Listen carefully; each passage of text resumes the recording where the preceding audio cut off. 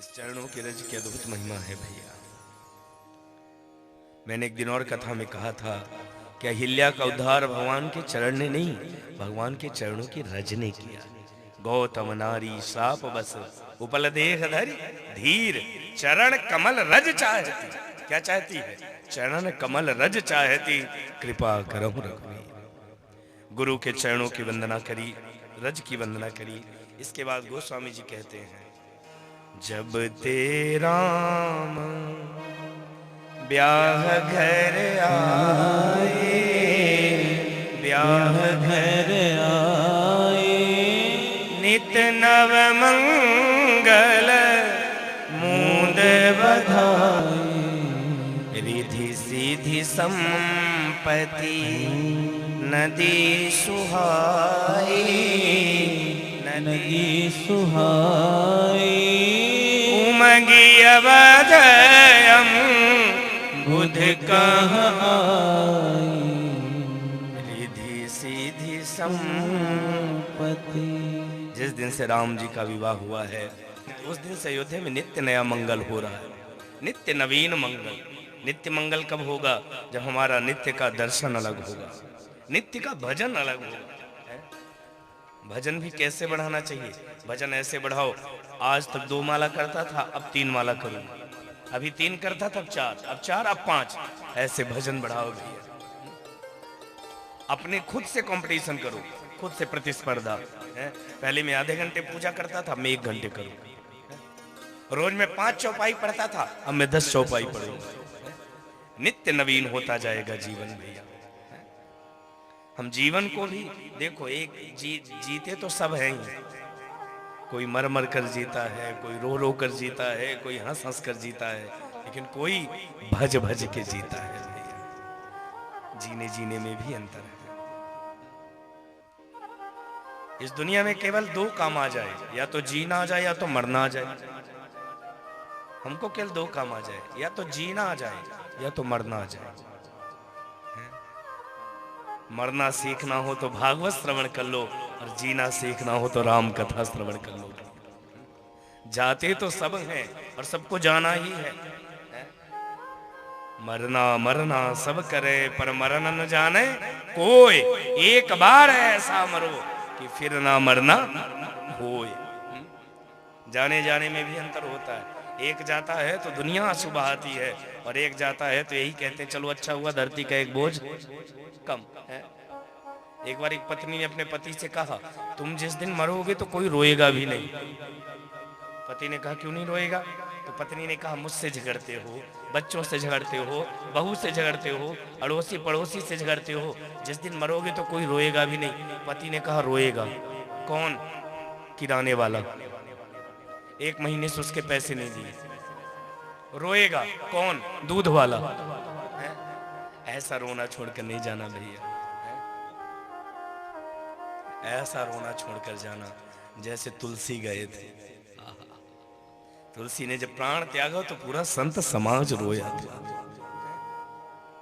रोने रोने में भी अंतर होता है। कबीर साहब ने एक दोहा लिखा है ना, कबीरा जब हम पैदा भये जग हंसे हम रोए, ऐसी करनी कर चलो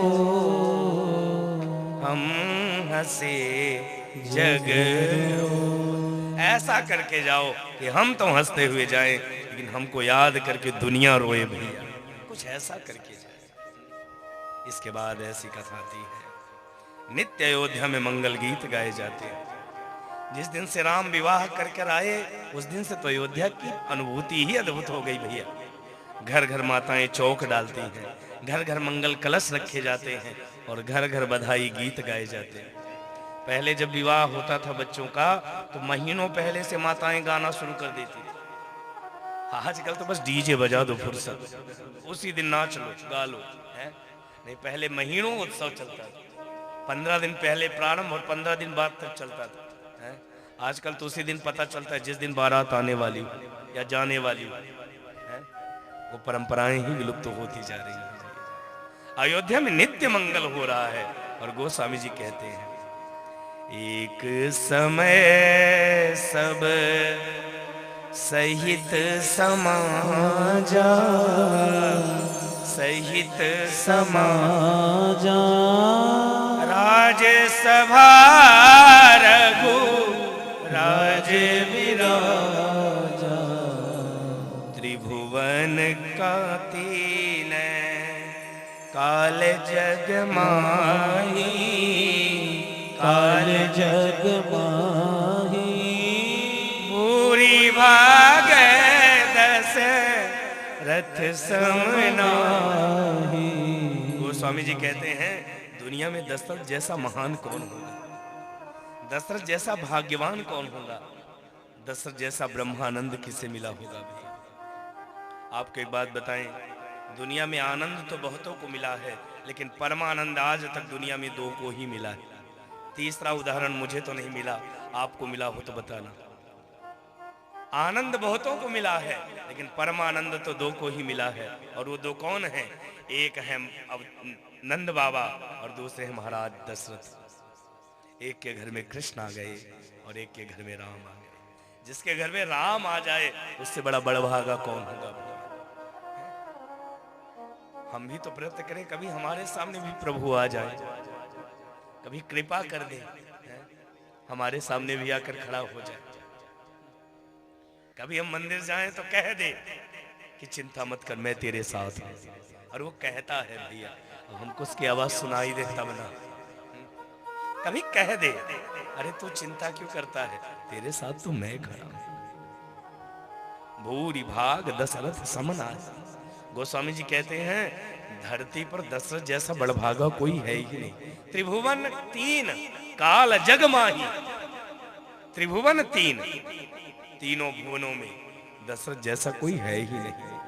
तीनों कालों में, तीनों लोकों में दशरथ जैसा भूरि भाग कौन होगा?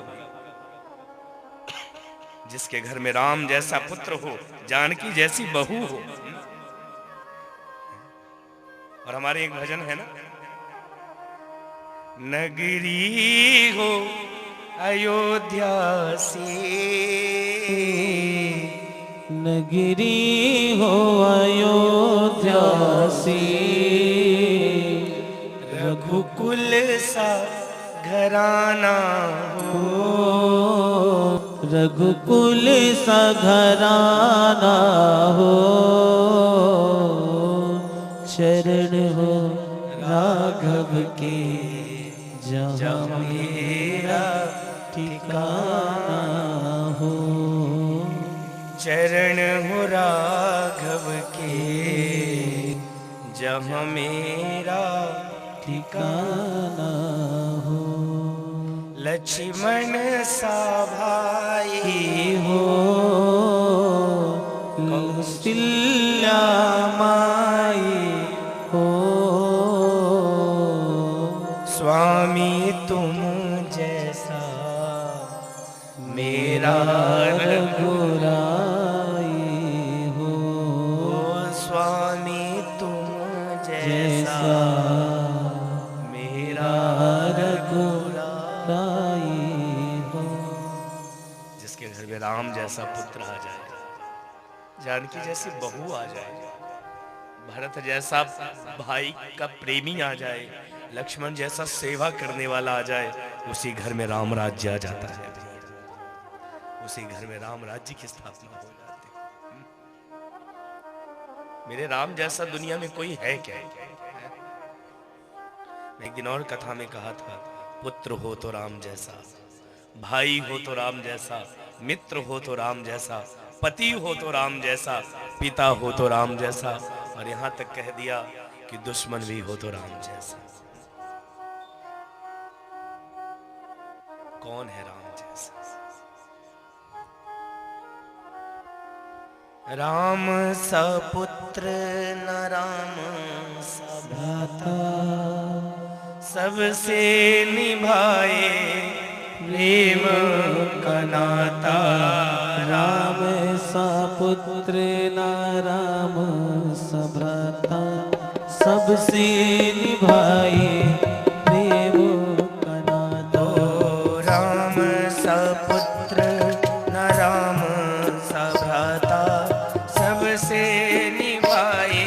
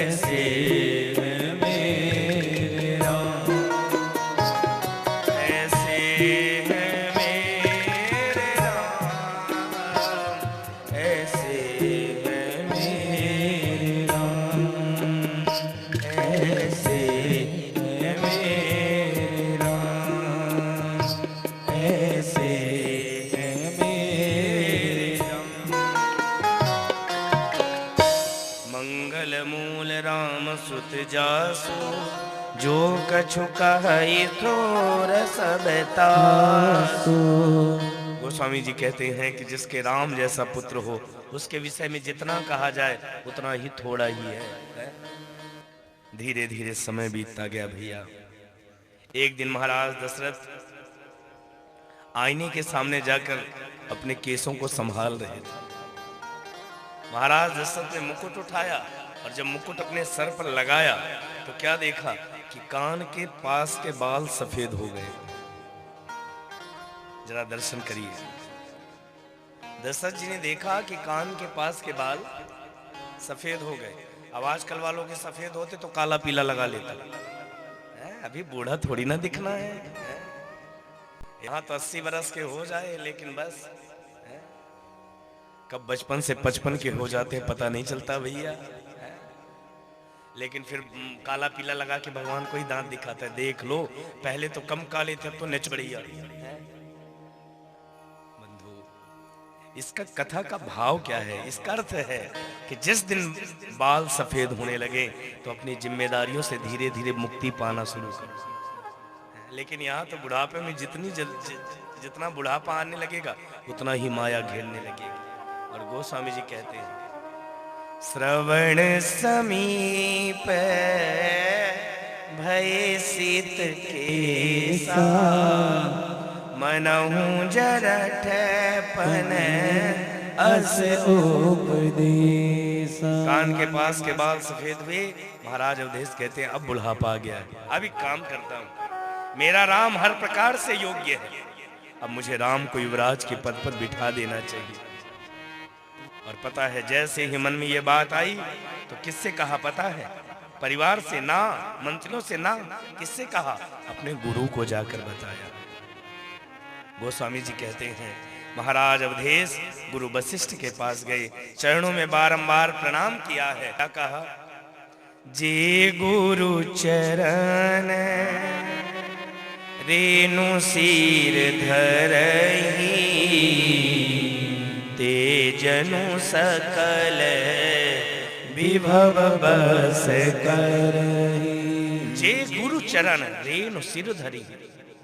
यहाँ भी वही धूल आ गई कि जो गुरु के चरणों के रज मस्तक पर धरता है उसके जीवन में किसी प्रकार की कमी नहीं रहती। ऐसा महाराज दशरथ कहते हैं, गुरुदेव आपके चरणों की धूल ने मुझे क्या नहीं दे दिया। मैं जानता हूं मुझे क्या क्या मिला है, मैंने अनुभव किया है। मोहि समय अनुभय उन दूजे, सब पायूं रजी पावन पूजे। अब अभिलाष एक मन मोरे, अब अभिलाष एक मन मोरे। पूजहि नाथ अनुग्रह तोरे, पूजहि नाथ अनुग्रह तोरे। हे गुरुदेव, मुझे क्या नहीं मिल गया आपके चरणों की सेवा करके। कहा मेरे घर में एक संतान नहीं थी, लेकिन मैंने आपके चरणों का सहारा लिया तो मेरे घर में 4 संतान हुए। क्योंकि वशिष्ठ ने ही कहा था, धरहु धीर हुई है सुत चार। 4 संतान केवल आपके चरणों की उपासना करने से। गुरुदेव मुझे सब कुछ मिल गया है, अब एक कृपा और कर दीजिए। वशिष्ठ ने कहा महाराज बोलिए। पता है दशरथ जी कहते हैं, गुरुदेव मैं अब राम को राजा बनते देखना चाहता हूं। मैं राम को युवराज के पद पर आसक्त करना चाहता हूं। मैं उसको युवराज के पद पर बिठाना चाहता हूं। आप कृपा करिए और बताइए कि कौन से मुहूर्त में राम का राज्याभिषेक हो।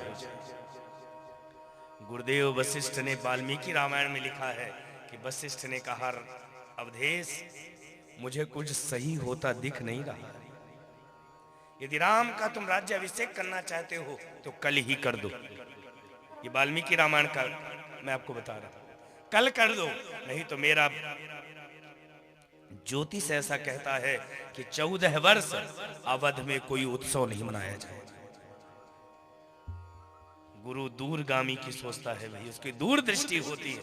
अवधेश को कह दिया केवल एक मुहूर्त है कल का, कल अभिषेक कर दो, नहीं तो मैं कह रहा हूं 14 वर्ष अयोध्या में उत्सव नहीं होगा।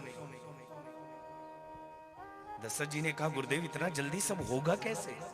महाराज एक काम करो, 2-4 मंत्रियों को बुलाकर किसी को बिना बताए आप राम का राज्याभिषेक कर दो। अवधेश ने कहा गुरुदेव मैंने तो क्या क्या नहीं सोचा था कि राम के राज्याभिषेक में ये करूंगा, राम के राज्याभिषेक में वो करूंगा, लेकिन आप कह रहे हो चुपचाप। महाराज ये वाल्मीकि रामायण में ऐसा दर्शन कराया गया। यहाँ तो गुरुदेव ने रामचरितमानस में गोस्वामी जी के अनुसार कह दिया, सुदिन सुमंगल तबहि जब राम होहि जुबराज, वही दिन सबसे शुभ होगा जब राम को राजगद्दी पर बिठाया जाएगा। महाराज अयोध्या में घर घर राम के राज्याभिषेक की तैयारी होने लगी। माताएं घर घर मंगल गीत गाने लगी जब हमारा राम राजा बनेगा। बंधु जरा विचार करिए, जब घर घर मंगल गीत गाए जा रहे थे तो भरत को क्यों नहीं बुलाया गया? भरत के मामा का नाम था उधाजित। ये जब विवाह करके राम जी आए थे तो अचानक ये बारात में शामिल हुआ था और बारात से ही भरत को लेकर चला गया था। जरा विचार करो, हमारे घर में यदि बच्चे का जन्मदिन हो तो हम चाहते हैं कि पूरा परिवार इकट्ठा हो, तो क्या राम के राज्याभिषेक में भरत को नहीं बुलाना चाहिए था? बुलाना चाहिए था, लेकिन ये तो विधि का लेख है भैया। क्यों? यदि भरत आ जाता तो क्या वो राम को वन जाने देता? वो राम को कभी वन नहीं जाने देता। ये तो सब राम जी जानते थे भैया। इसके बाद ऐसी कथा आती है, माँ सुमित्रा चौक पूर रही है, कौशल्याम्बा राम के लिए पीतांबरी सिलने लगी। सीता जी पता है, सीता जी को जब पता चला कि मेरे प्रभु का राज्याभिषेक होगा तो सीता जी ने पता है अपने खजाने में से सबसे कीमती गहने निकाले, अपनी साड़ियों में से सबसे सुंदर साड़ी चुनी और सीता ने सब सजा कर रख दिया। कल मेरे स्वामी का राज्याभिषेक होगा तो कल मैं ये पहनूंगी। माताएं अपनी तैयारी में लगी। अच्छा सबको पता चल गया केवल एक को छोड़कर। कौन? मां कैकेयी। अब प्रश्न उठता है कि कैकेयी को समाचार क्यों नहीं दिया गया? बंधु कैकेयी को समाचार महाराज अवधेश ने इसलिए नहीं दिया। क्यों? क्योंकि महाराज अवधेश चाहते थे कि कैकेयी को सूचना मैं स्वयं दूं, दास दासियों से नहीं दिलवाऊंगा। क्यों? क्योंकि कैकेयी महाराज की सबसे प्रिय रानी थी। कैकेयी को संदेश स्वयं देना चाहते थे, इसलिए कैकेयी को संदेश नहीं दिया। राम के राज्याभिषेक की तैयारी होने लगी और पता है महाराज अवधेश गुरु वशिष्ठ के पास गए और गुरु वशिष्ठ से कहा गुरुदेव मैं चाहता हूं कि राम के राज्याभिषेक की तैयारी आप दें राम को। गुरु वशिष्ठ राम के पास गए और जैसे राम जी ने गुरु वशिष्ठ को आते देखा, गोस्वामी जी ने दर्शन कराया है। गुरु आगमन सुनत रघुनाथ,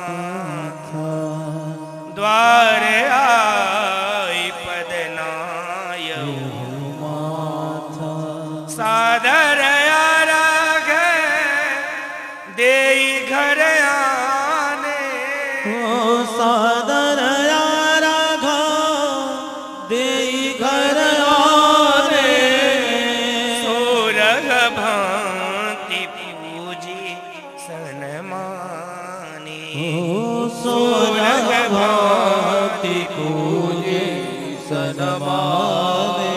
जैसे श्री राम को पता चला गुरुदेव आ रहे हैं, दौड़कर महल के बाहर आए, गुरुदेव को दंडवत प्रणाम किया, वशिष्ठ जी को सुंदर से आसन पर बिठाया और वशिष्ठ जी के चरणों को धोने लगे। भैया चरणों को धोकर 16 प्रकार से पूजा की। पूजा 3 प्रकार की होती है। सुधी श्रोता ध्यान से सुने।